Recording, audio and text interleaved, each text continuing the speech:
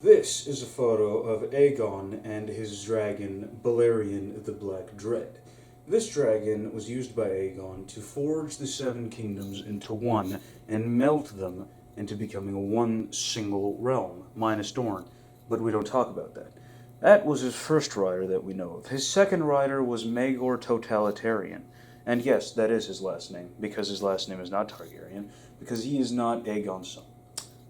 Obvious stretch. However, my point still stands. He used Balerion to burn everything because he didn't like it, and nobody liked him.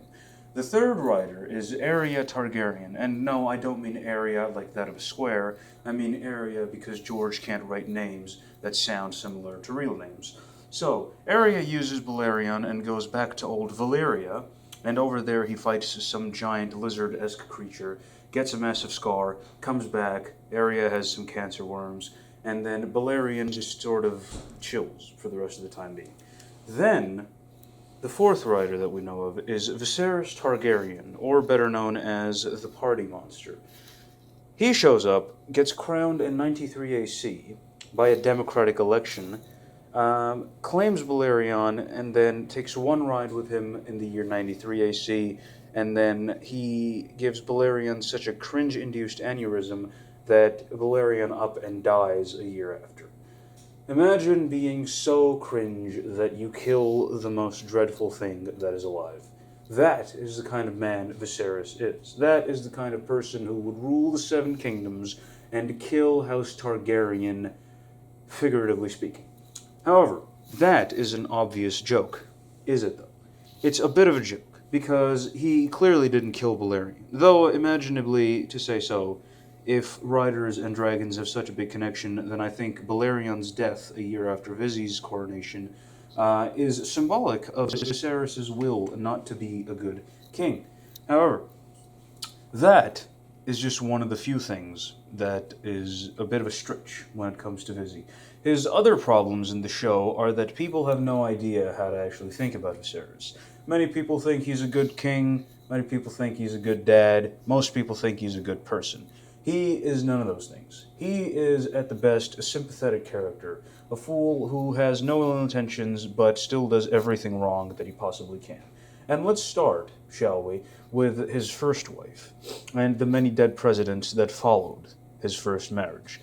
In an attempt to get a male heir, him and his wife try many times, but they only end up with Rhaenyra.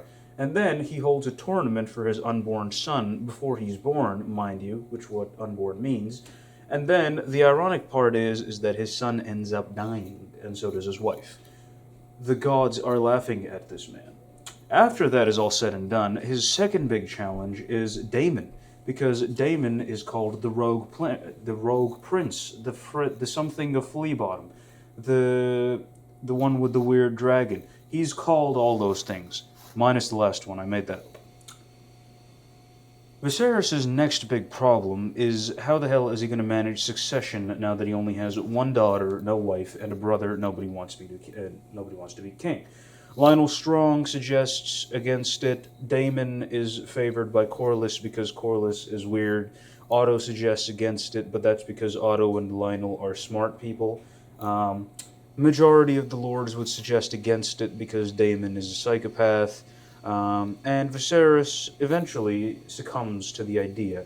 He makes Rhaenyra heir, which was the first problem, in favor of Daemon. Okay, no big deal. He has made a more sensible person the heir. The problem is that Viserys was never meant to be king. He was never raised to be king. He did, however, raise Rhaenyra to be the queen. I guess you could say that. However, Viserys' first issue was that he was never meant to be king. And he was elected by majority of the lords, who were men, in favor of his female cousin, Rhaenys. That is an underlying theme of the show. Men versus women. That sort of a thing. What happened? It doesn't matter. That's sort of a theme of House of the Dragon. So, he makes Rhaenyra heir versus Daemon, and then Daemon promptly flies off, because that's how he deals with his problems, by running away. Now that Daemon versus Rhaenyra is completed, sort of, he sort of just calms down for a second. But the problem is that he's a king, and he needs to have a wife of sorts. And he becomes very weird with it. So there's two factions that he's got to watch out for. There's Corlys Velaryon, whose wife was meant to be queen, and hence his children would have been the kings of Westeros, or queens, or whatever the hell. And there's Otto Hightower. And Otto is also a weirdly misunderstood character in the fandom, so I won't talk about him in this video, but I'll talk about him in some video in the future. He has to fight these two, not figuratively, or actually no, yes figuratively, though not literally. He has to decide between Alicent Hightower and Laena Velaryon. So out of the two, he picks the sensible option and goes for the older teenager.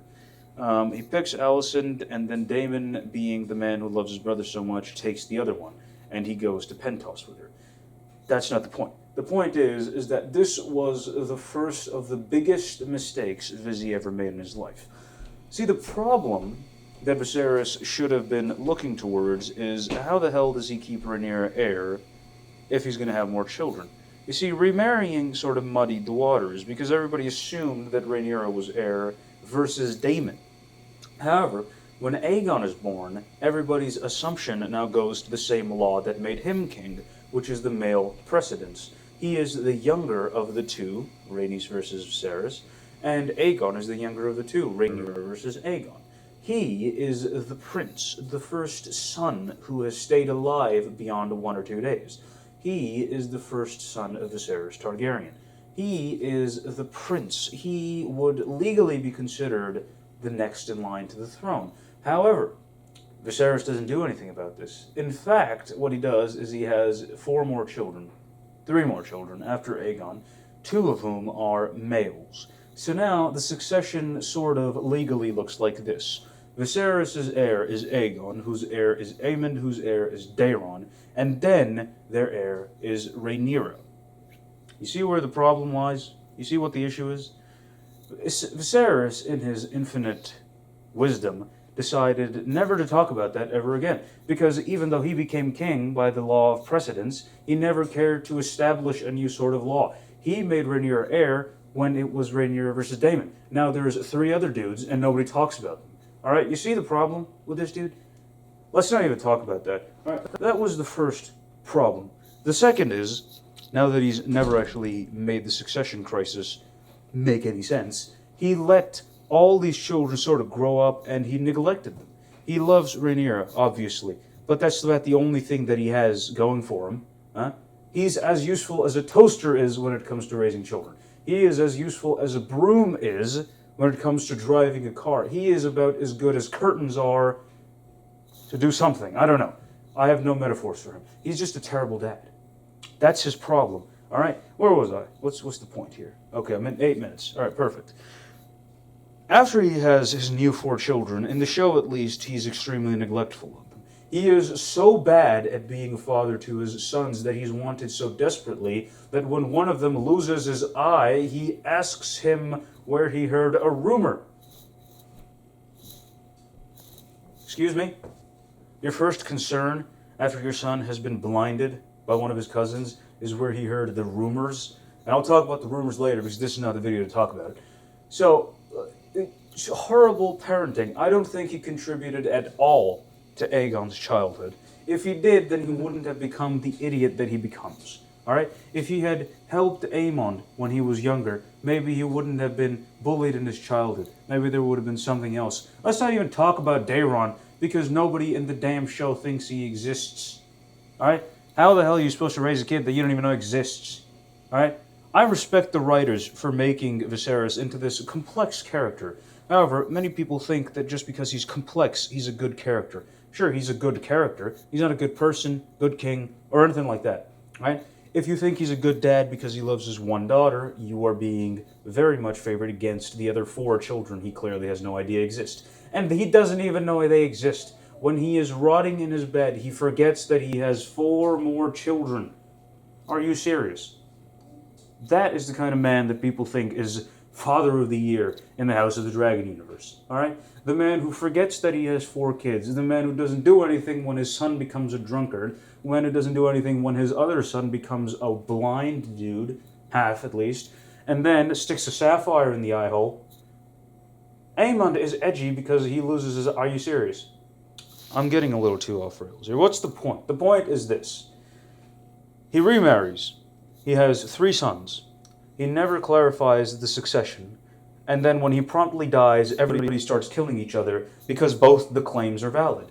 The claim on the black side is that Rhaenyra was made heir, and the claim on the green side is that despite that making of heirness, Aegon is still the firstborn son, and male precedence is the precedent.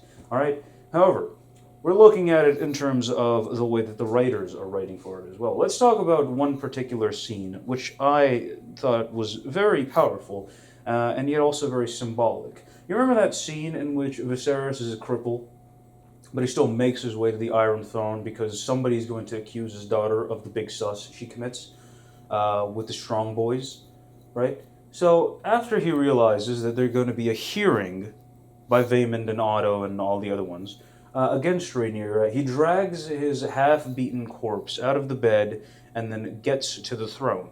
The interesting thing is when he's walking to the throne, the blacks are standing to the right side of him, which is his still intact side, and the greens are on the left side of him, which is his broken one. The same thing happens with the dinner party. The blacks are sitting to the side that still yet exists, the lively side, and the greens are on the side that is gone, the dead one, the rotten one. So symbolically speaking, the writers have already made it sort of clear that the greens are the rotten of the two sides, and the blacks are the morally righteous of the two sides.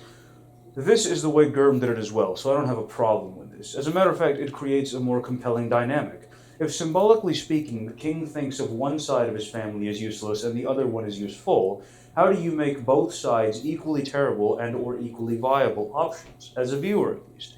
Because compelling drama comes from the fact that there's going to be two people you have to choose between. And it's not Alicent and Rhaenyra anymore, it's Aegon and Rhaenyra.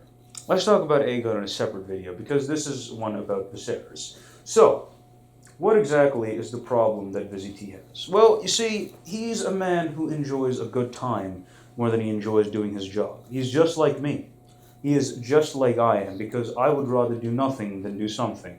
But I will do something if it helps somebody else do nothing. I would work all night if it meant nothing got done. But that's not the point. The point is that people confuse Viserys to be a good father. He's not. He neglects 4 of his children. People think he's a good king. He isn't. He does every single thing wrong that he possibly can. People think he's a good person. I will give him that he is good intended, or a good intention, whatever the word is. But he doesn't actually make any actions on that. And one of the things that he does very wrong, in my opinion, is his lenience with Daemon. But I'll talk about Daemon in a separate video, but realize this. If I had to pick between Viserys and Rhaenys to be the king or queen of Westeros, I would pick a television screen. Because at the very least, I can watch the Dance of the Dragons as it unfolds, rather than having to watch the 7 kingdoms literally burn each other to death. That being concluded, I think this will be my final draft, because I have made 2 of them. I think I talked about everything that I wanted to. Cringe-induced killing of Balerion, check. Emma and his many dead presidents, check. Daemon versus Rhaenyra, and Rhaenyra as heir after Emma dead, check. The lenience on Daemon, sort of. Remarrying, exactly, check. Never formally clearing up his succession, check. Neglectful of his children, check. Symbolic in the show, right side for the blacks and wrong side for the greens, check. Verdict? Paddy Considine is a fantastic actor. Viserys is a terrible, terrible character. Morally speaking, so. Well, practically speaking. Any sort of way that a character can do bad things. Not morally bad things, just the wrong decisions at the absolute worst times. Great character, horrible actions. I'll leave it at that.